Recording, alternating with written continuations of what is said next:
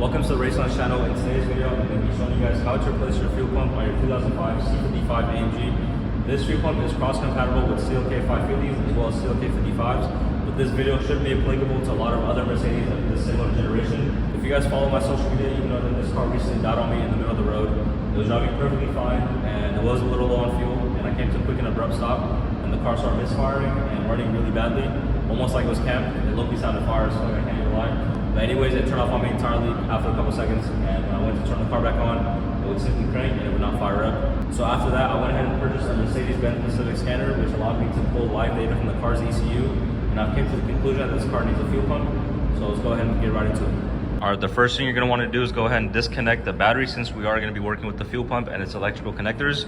We wanna make sure there's no voltage running through the system. Battery on the C55 AMG is located on the passenger side, so go ahead and loosen the negative terminal. Pop it off, set it to the side, make sure there's no contact, and you're good. Once the battery is entirely disconnected, the fuel pump is located in the rear of the car, in the passenger side of the rear seat, under here. All you need to do to pop this seat off is go ahead and pull on this latch right here, and the seal will come right up.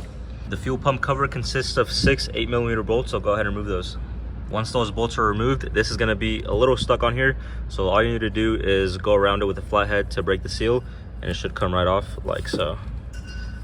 So here we have our primary fuel pump, and we have our secondary siphoning system under the driver's side seat. I'll show you guys that right now. Similar setup to pop this off. Go ahead and pull this latch, and here, as you can see, we have the auxiliary pump / siphoning unit. Since this car does have one fuel pump, but it's a U-joint, technically counts as two. So this side simply sucks fuel from this side to the other side. But if you're having a crank no start issue and your fuel pump isn't primary, you're gonna be dealing with the passenger side.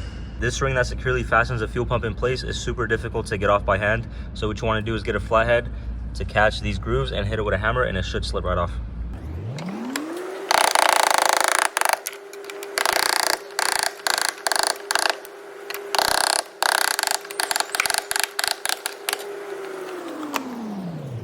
With the ring off, the fuel pump is now somewhat exposed. We were able to pop this off slowly, and it is spring loaded, so just be careful. Go ahead and remove this ring. So at this point, we're able to remove that clamp with the hose and those two connectors.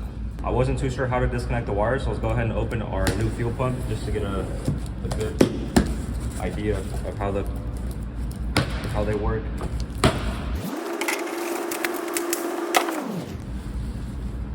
Here's our used but new fuel pump, you feel me?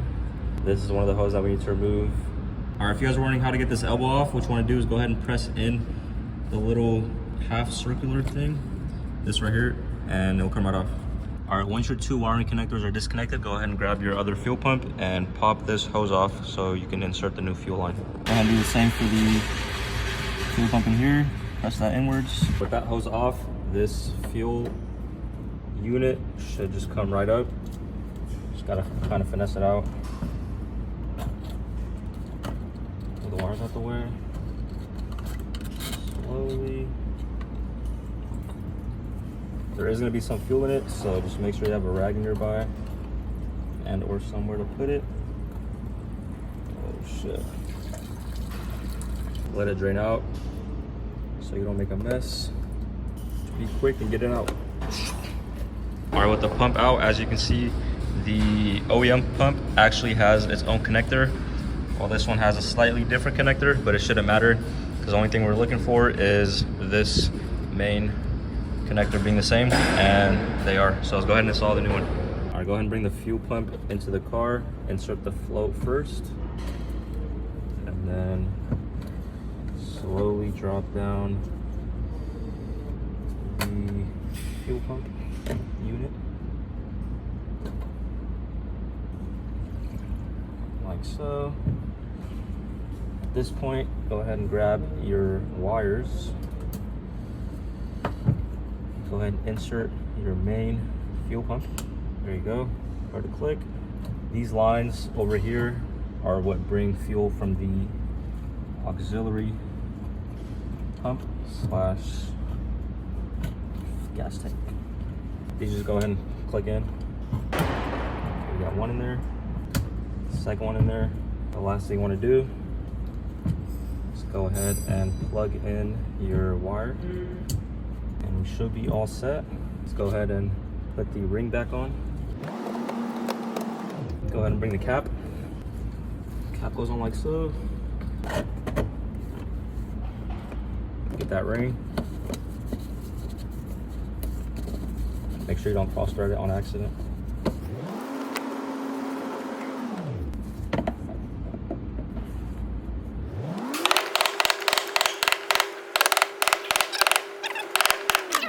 All right, once that's closed, go ahead and plug your battery back in.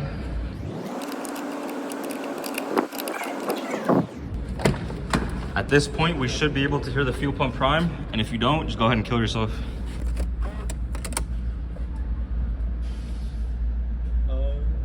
Fuel pump is priming. 3, 2, 1. Woo! Let's go!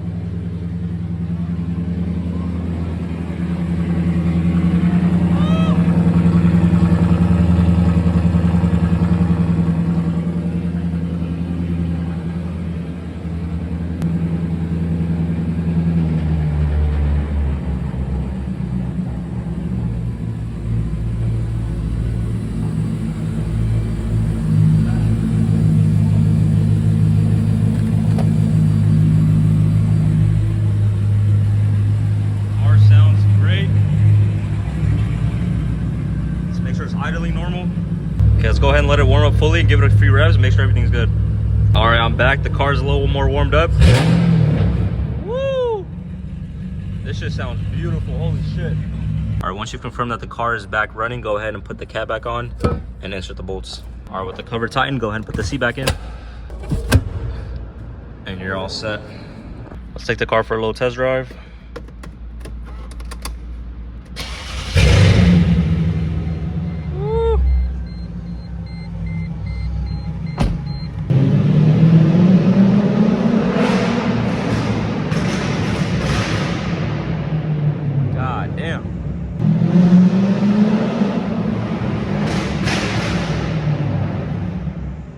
I hope this video has helped anyone that has a crank no start issue on their Mercedes platform, specifically the M113, and stay tuned for more videos. Peace.